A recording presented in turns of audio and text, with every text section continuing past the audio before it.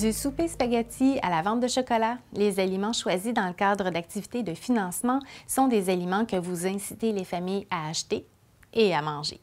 Dans un souci de cohérence avec les efforts du milieu scolaire pour encourager de saines habitudes alimentaires, ces aliments doivent promouvoir la saine alimentation.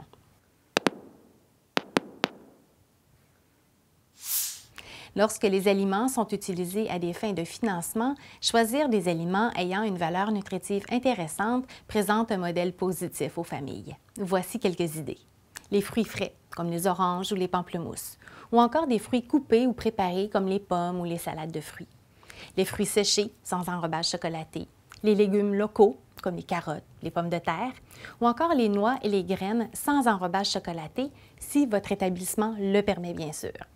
Les fromages, les pains, les craquelins faits de farine de grains entiers, il suffit de regarder la liste des ingrédients. Les épices, les fines herbes, les thés, tisanes et cafés équitables peuvent aussi être parmi les choix d'aliments pour la vente, même si ce sont des aliments qui sont destinés aux adultes.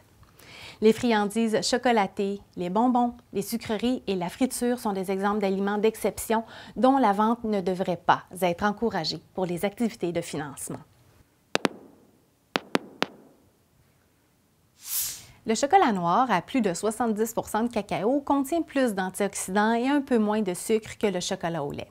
Cela dit, il demeure un aliment très riche en gras. On le savoure à petite dose pour le plaisir des sens. Cependant, dans le cadre d'activités de financement, mieux vaut privilégier des aliments à consommer quotidiennement.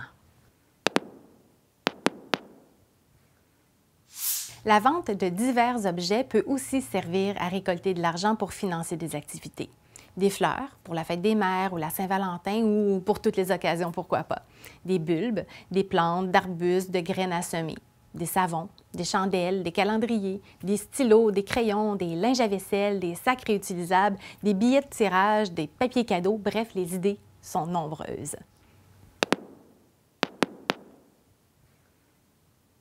Avez-vous songé à organiser des activités sportives, sociales, culinaires ou culturelles dans le but de recueillir du financement?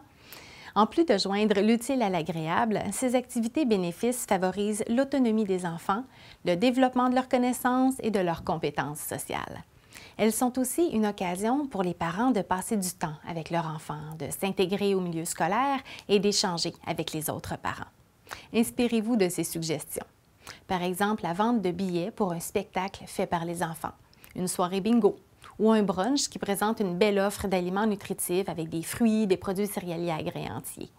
Ce pourrait aussi être un souper spaghetti, une soirée dansante, un marche-don ou un danse-don qui en plus sont des activités qui permettent aux enfants de bouger. Ce pourrait être un lave-auto ou encore la vente d'articles usagés comme les livres, les vêtements, des jouets, des articles de sport. Une épluchette de blé d'Inde, ou la réalisation et la vente de livres de recettes, de poèmes ou de photos, ou encore l'exposition de création des enfants. Un atelier de confection de cartes de souhait, par exemple à l'occasion de Noël, ou encore un marché de Noël où on invite les enfants à cuisiner une recette en famille ou à confectionner un bricolage pour la vendre dans le cadre de cette activité.